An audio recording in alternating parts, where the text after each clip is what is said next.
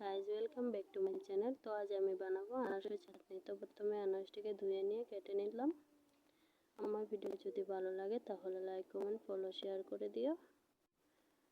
তো এখন কুচি কুচি করে কেটে নিচ্ছি।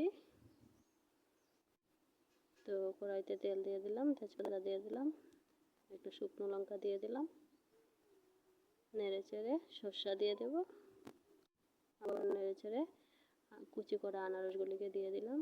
হলুদের গুঁড়ো, লবণ, জিরের গুঁড়ো, লঙ্কার গুঁড়ো একসাথে ভালোভাবে নেড়ে চেড়ে নেব। তো সবার কাছে অনুরোধ রইল আমার মিনি ব্লগ দেখার জন্য। এখন সামান্য পরিমাণে জল দিয়ে দিলাম, চিনি দিয়ে দিলাম, ভিজিয়ে রাখা কিশমিশগুলিকে দিয়ে দিলাম,